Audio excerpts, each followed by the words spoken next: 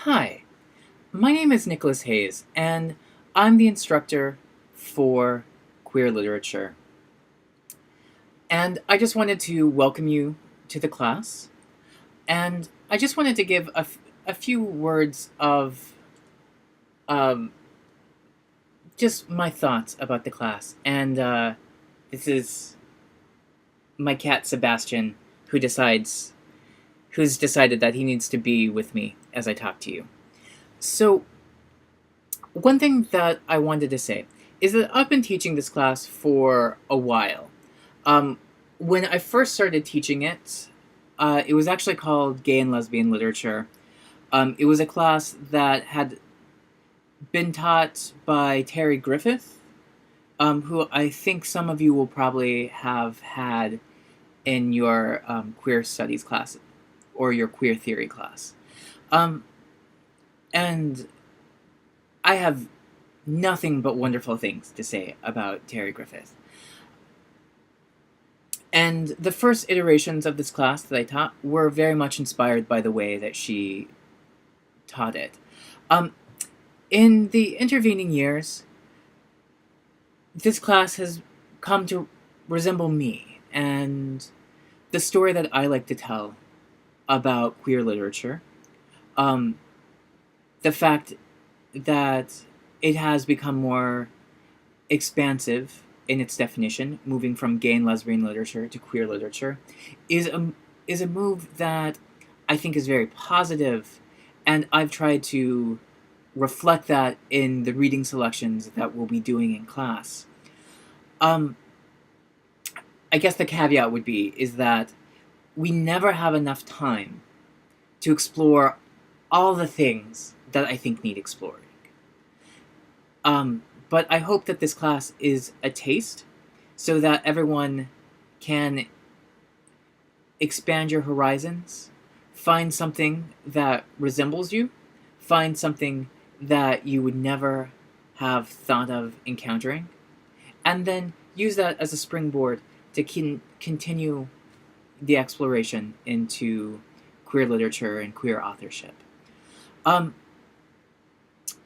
for several years, I focused on having this class follow a strict chronological order.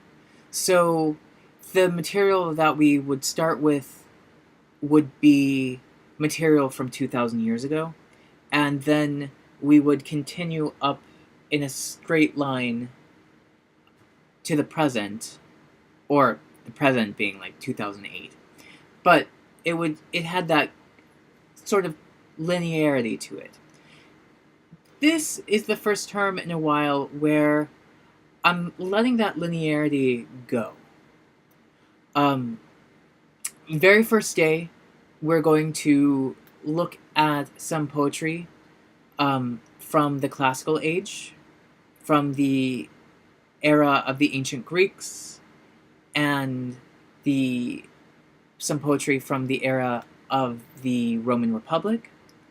But then after that, the first reading that I'm going to assign outside of class is going to be a graphic novel called Sexile, which I believe is from the 90s. And it is a very engaging story. It has a lot of interesting elements to it. Um, but it's in some places it is graphic because it is um, drawn, and in some places it is graphic because it is explicit. Nothing is too outrageous, I think, for a literature class. Nothing is gratuitous, but I did want to give you a little warning about that. Um, I hope that I am just being a little conservative in my old age, but um, I would say that the story is really powerful. Um, the other thing that I want to tell you is that I love this class. I think it is the most important class I teach.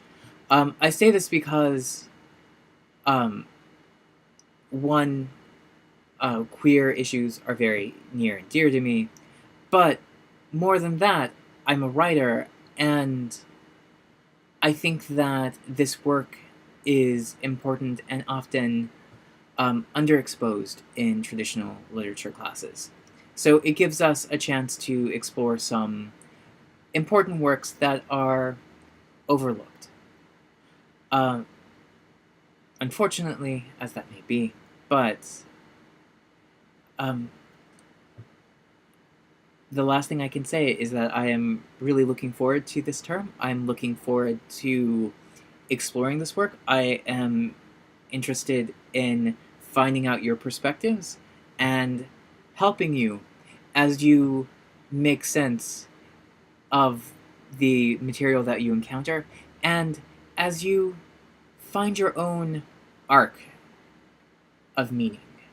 Okay, guys, I am going to see you on Wednesday, so I hope that you have enjoyed your last 3-day weekend for a while. Okay, bye, guys.